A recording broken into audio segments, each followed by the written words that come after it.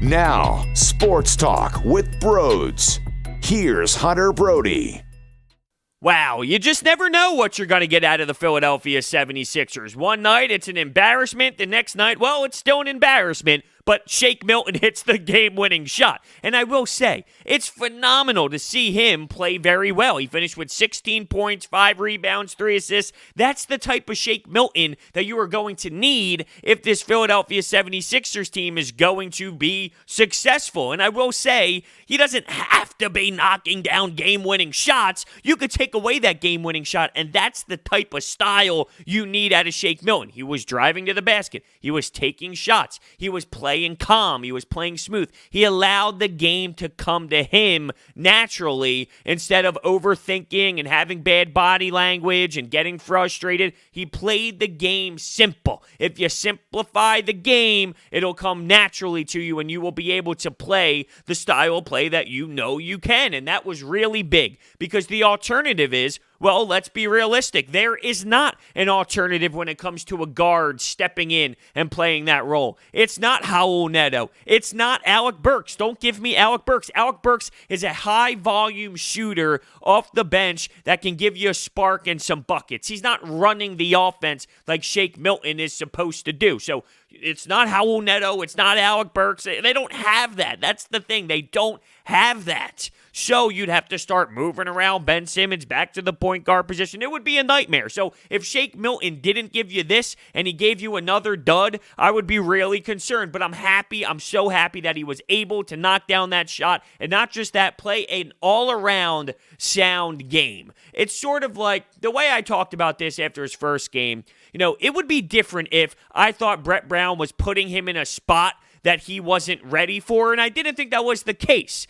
I think that there's some expectations on this kid to be able to perform based off of a small sample size of success before the stoppage happened, but I think that his skill set can relate to winning basketball. So the way I'll relate this, when Doug Peterson put Andre Dillard on the right side to play on the right side of the line last year, and he failed miserably, I thought that was Doug Peterson putting a person in a position to fail. There was no way he was going to succeed there. With Brett Brown and Shake Milton, I didn't think that was the case. I thought that Shake Milton could actually perform at a decent clip in this spot, and luckily he did show that, he did prove that, and I'm proud that he was able to execute when needed. Now, you got to give Joel Embiid credit because without Joel Embiid doing his thing, he wasn't sucking defenders into the paint during that last possession, and Shake Milton had a wide-open three. And the confidence to take it is really awesome. He gets into a fighting match with Embiid on the bench, and people are holding everyone back, and you can see that the players are going head-to-head with each other on the bench the game before, and then he has the audacity to take the game-winning shot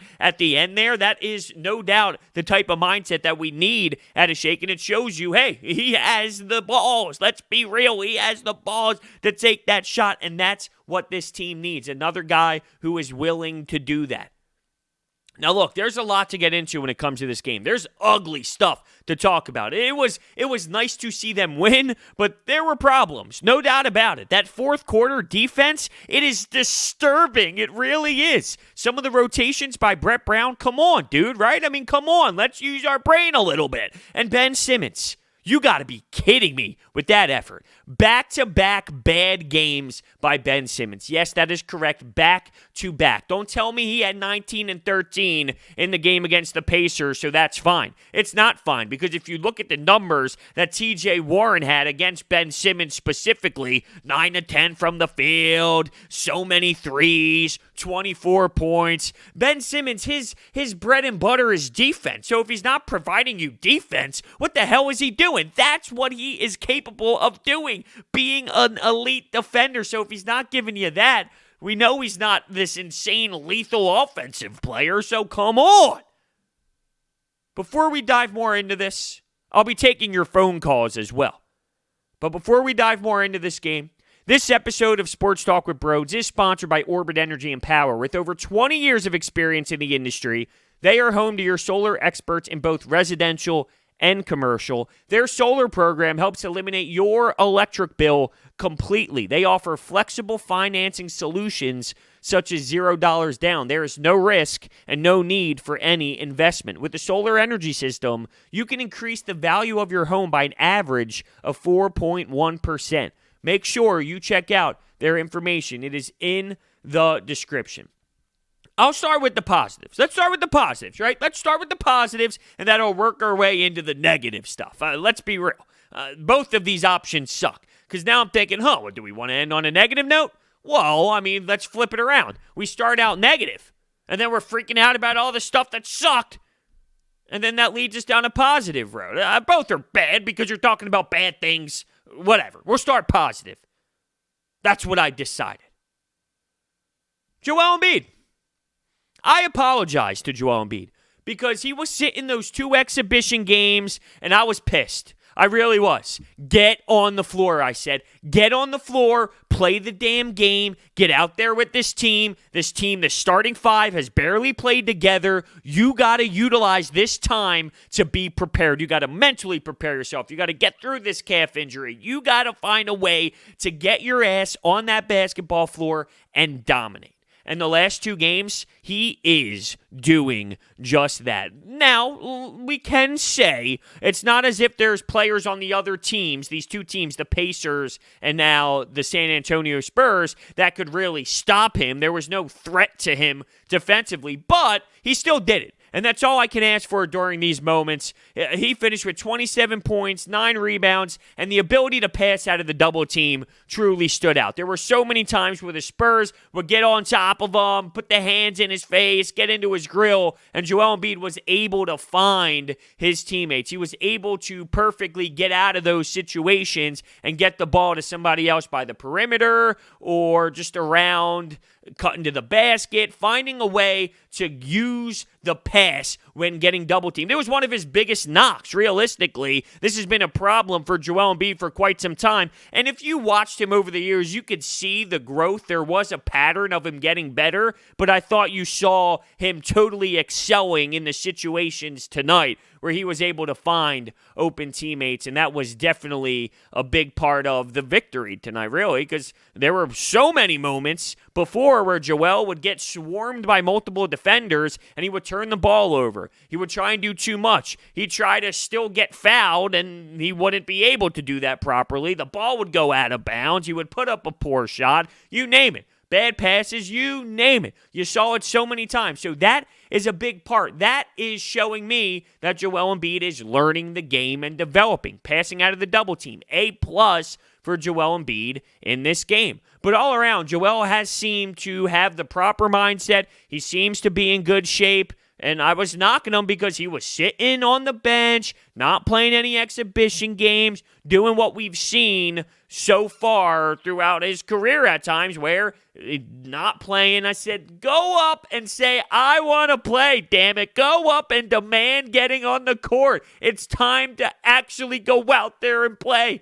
And ever since he's touched the floor, he's been on another level. He's been tearing it up. So kudos to Joel Embiid. Let's just hope he keeps it up at this rate for a long period of time because it is something that you have to be noticing, right? When he's out there on the floor, the game is completely different. When he leaves the floor, this team is definitely a totally different vibe. Now, in the first game, Al Horford was minus 26 in 20-plus minutes, and it was a legit dumpster fire. Totally different game for Al Horford as he finished with plus 17 rating, a plus 17 rating in 32 minutes with 9 points, grabbed a couple boards, had a couple assists.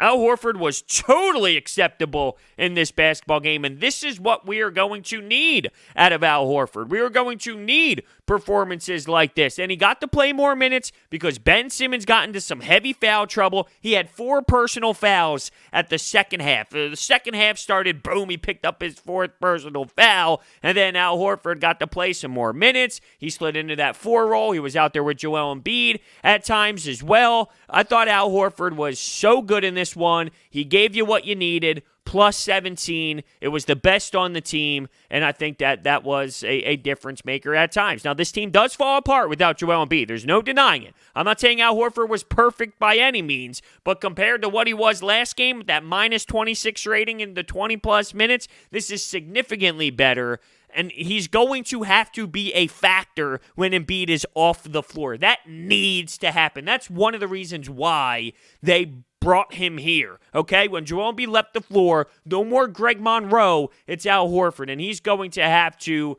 give you reliable minutes when Embiid is off the floor to the point where this team does not fall apart. Another positive, Tobias Harris. His mentality right now, A+.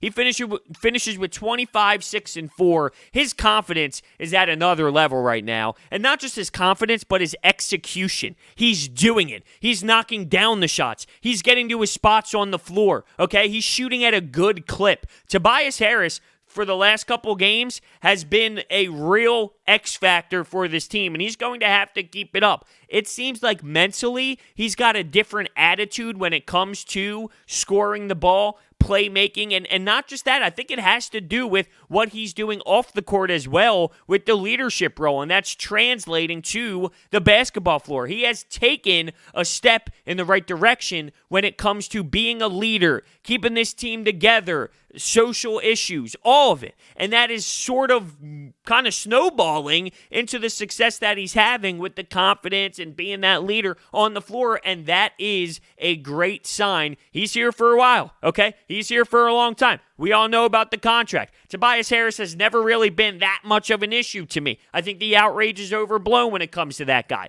If he's giving you this, then the Sixers are in good shape for him. I thought Josh Richardson had a good bounce-back game, 19 points. He's got to find his offense. I will say, though, I don't like him with the ball in his hands. He's not a point guard. They've tried it many times, and that's when I said off the top. That's why I said off the top. If Shake Milton isn't going to give you the type of game that he gave you in this game, and you can take away the game-winning shot, I'm talking all-around game. I'm not talking hitting buzzer beaters, okay, or hitting game-winning shots. If he gave you his game without that shot, if he couldn't do that, well, you don't really have another option. It's not Josh Richardson. He's not a guy I can rely on with the basketball in his hands to make plays. In theory, you would think it would work, but he's just not that great at it, okay? That's not where he excels, so we can't go down that road over and over again. I don't like it. I don't think that's the move. It's got to be Shake Milton playing that role.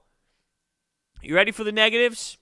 43 points in the fourth quarter. How can you allow that to this team? Okay, it stinks. That's back-to-back games now where you are getting destroyed defensively. When your philosophy and your mindset is, we love defense, we're going to play that hard-nosed defense with these long, athletic players, you got to be way better than that in the fourth quarter. Now, you had some wonky lineups in the fourth quarter. At one point, Raul Neto, Furkan Korkmaz, Matisse Thybulle, Tobias Harris, and Al Horford was out there in the fourth. That can never happen. That is totally disgusting. That is unacceptable. You cannot have that type of lineup out there. You don't have Ben Simmons, and that is a problem. I get that. He got himself into foul trouble. He fouled out. I mean, it was an abysmal performance by Ben Simmons. So you do have to switch around things. Normally, Ben Simmons would be out there in the game. I totally comprehend that. But if things get thrown at you like that,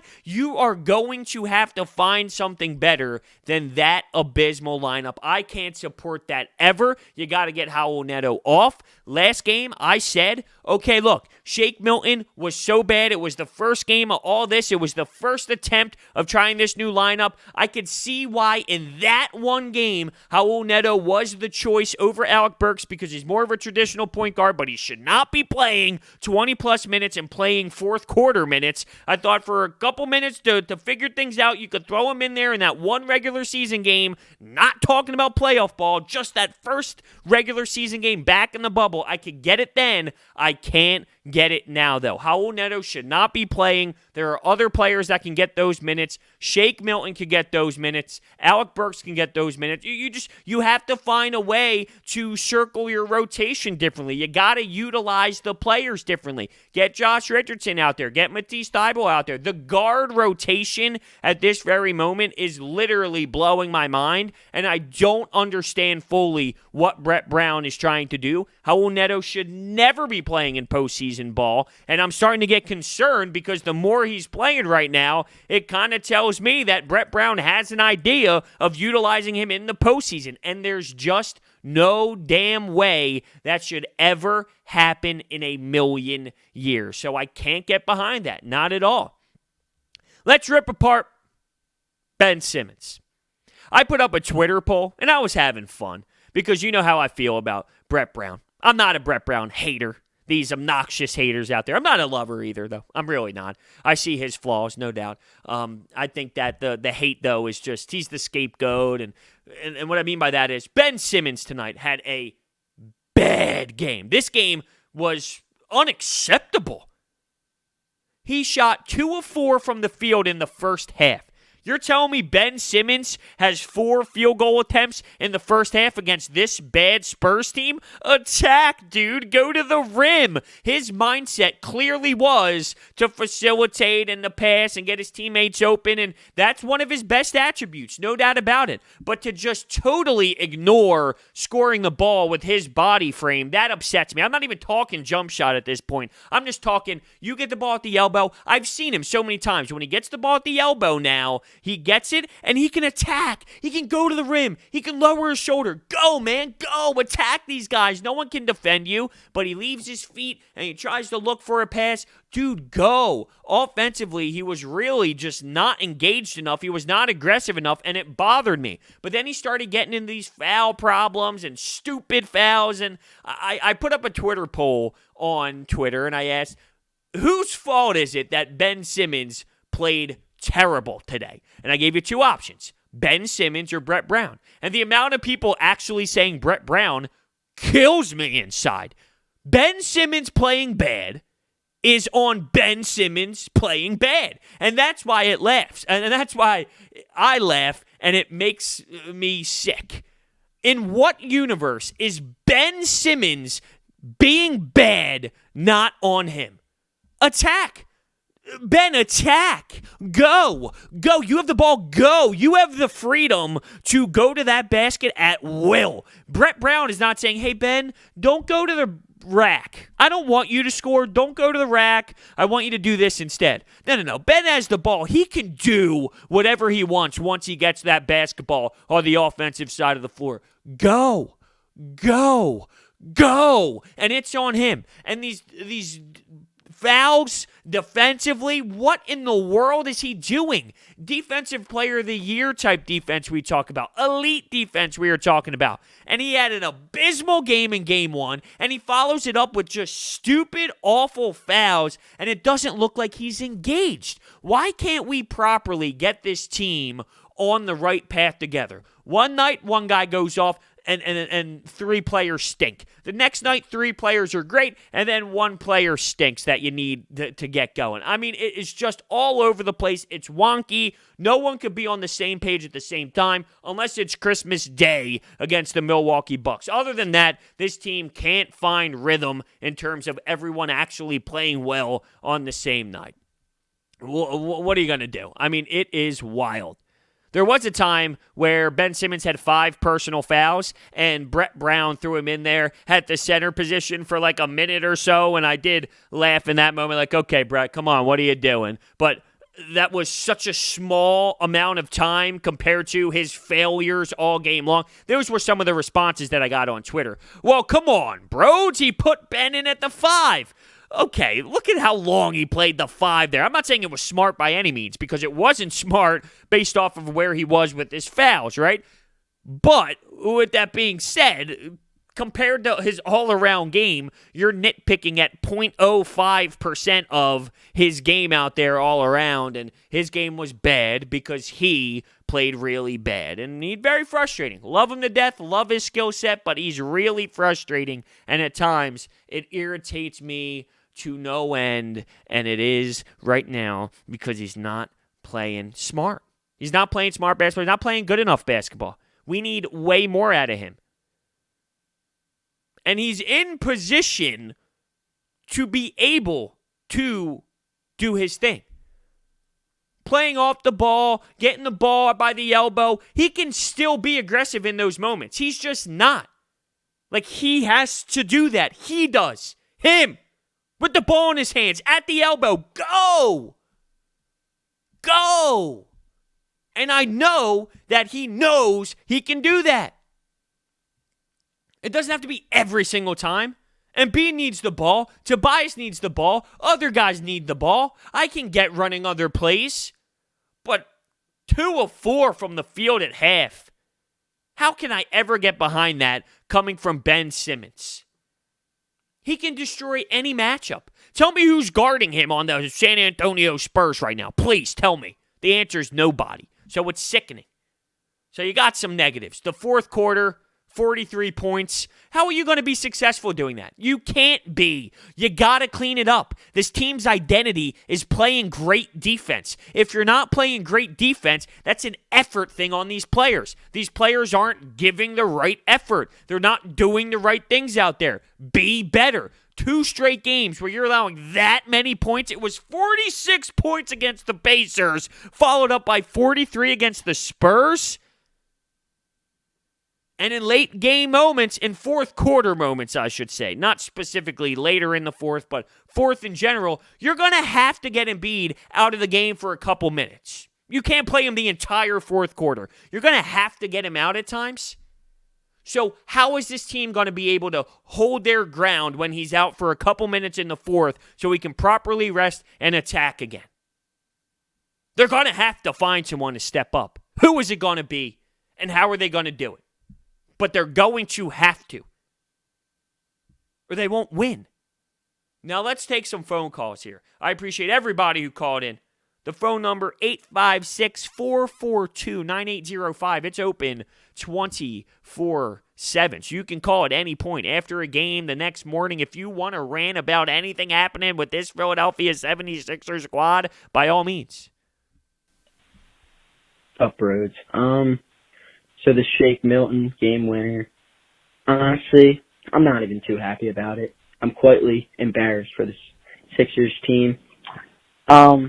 They were playing a team, the Spurs, who aren't even that good to begin with all their starters. And they didn't even have, 3 of their 5 starters were out, and they still barely won the game. I mean, this team's going to get swept in the first round if they keep playing like this. Joel Embiid, Shake Milton. I think every starter had a pretty solid game except Ben Simmons. He's got to get his defense back. But I really think it's not looking very good for the Sixers, even though this did happen. Well, I'm not disagreeing with you that they got to figure it out or they're not going to go deep into the playoffs. But then you kind of mentioned that, well, all the starters except for Ben Simmons had a great game. Well, if all the starters except for Ben Simmons had a great game, what, like... So you're saying if Ben Simmons steps up and gets his defense back, this team will be good? Like, what? If you're telling me the starters had a good game, well, they're playing 34, 35, 36 minutes in the playoffs. So if they all had a great game, where's the disconnect here to not succeed in postseason play, if that makes sense? But I'm not disagreeing with you. There are moments where this team does need to figure it out. They do need to come together and be stronger, specifically defensively. If that is your bread and butter, you can't be allowing teams to just walk all by you, especially teams that don't have that type of firepower. It truly is getting annoying, and it's bothering me as these games go on. Don't tell me against the Washington Wizards this is going to happen again.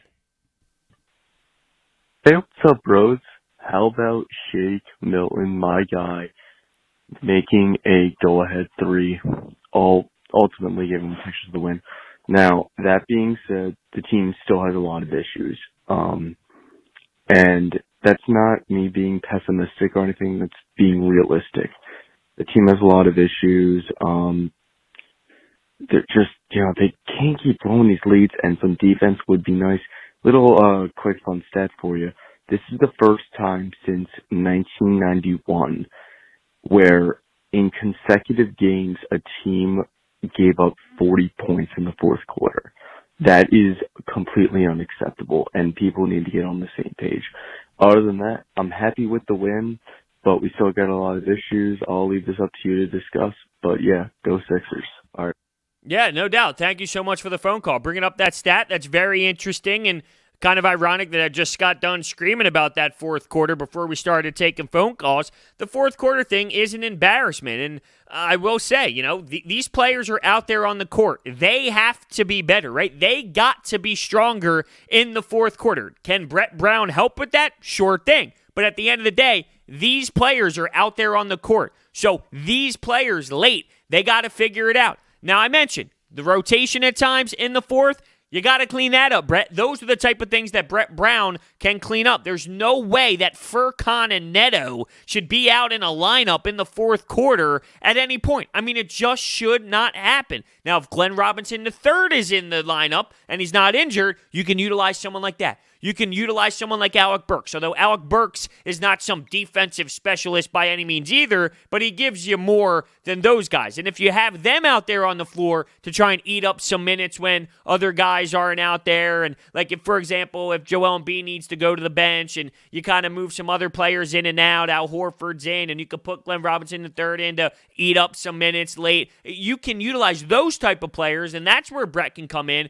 But, some of these players who are meaningful players have to straight up be better, and that comes within. We need Ben Simmons to be a legit superstar in this league at one point. That's got to come from him. And if it doesn't eat him alive that he's not playing well right now, then guess what? Ben Simmons is not a special player. And that should be concerning. But I do know that he's getting eaten up inside because it's just the type of player that he is. He does care, or else you wouldn't see the type of work that he puts in. But it doesn't always relate in the game, and that's when the frustration comes out for us 76ers fans. Oh my God. Yo, bro. Oh my goodness. What did I just watch? This team, I'm convinced this team is trying to give me give me something. Oh, we just squeaked that out. I'm not even happy about that, but I'll take it. I don't know why Alec Burks wasn't playing, but there's so many things wrong. I can't even think right now. I'm just glad we got that win. Shake Milton is the GOAT. That's all I'm gonna say. Shake Milton's the GOAT. Embiid is the GOAT. Ben Simmons needs to get his stuff together, or we're out of there first round. Thanks, bros. Shake Milton's the GOAT, he says. I love the common theme here. They're going to be done in the first round. I'm as bothered as anybody else, but I feel like I'm already in the mindset of this season ain't it. You know what I mean? Like this season is just not it. I'm just going to see where it takes us. Of course, it makes me want to rip my hair out at times, but I almost laugh out of pain when watching. When they start to come back, the Spurs, I almost laugh out of pain because it's, all right, here we go. This is just the type of season it is for this team. It is what it is. I've accepted the fact that this team just doesn't have that it factor when it comes to chemistry this year, and it is what it is. But we'll see where it takes us, right? I mean, we'll take the ride. I'm not in the whole, we're done first round train, or, they're screwed in this. It is what it is at this point, right? To start screaming, ranting about it, who the hell knows? Just wait and see what happens. And do I lean more towards them not making a run than making a run? Yeah, obviously. We've seen the way that this team has played. But to waste that energy and say, this team, haven't you accepted it by now almost? We'll take the last call here. We got a bunch more, but sadly we're running out of time. Maybe I will react to some more of these when I talk about the Sixers coming up before their next game. And also, I do use these on 97.3 ESPN from 2 to 6 p.m. on the Sports Bash with Mike Gill. We have a segment every day where we react to your phone calls. So we do utilize more of these phone calls on 97.3 ESPN every day. Man, Sports Talk Bros, man. I love your channel. I can't believe the Sixers won tonight. I cannot believe it, but I know, it was a up and down game, but hey, we pulled off the dub. It's all that matters. We move on. It's the Shake's moment, redemption from last game. Let's go, baby. Let's trust the process. Let's win the championship. Let's go, baby. Let's go. The Shane boy from Tampa. Let's go. Oh, seemed like a little optimism in that phone call. I guess that's a good spot to end it. It was a good phone call to choose. A little optimism to end the podcast. Let's win a championship, he says. I don't know how many people feel about that right now. With that being said, thank you guys so much for listening. Remember that this episode is sponsored by Orbit Energy and Power, and there is no risk and no need for investment when going solar. With a solar energy system, you can even increase the value of your home by an average of 4.1%. Their program helps eliminate your electric bill completely. They also provide water purification systems, backup energy services, battery storage, and more. Visit them online. Their information in the description. Thank you so much, and I will see you next time.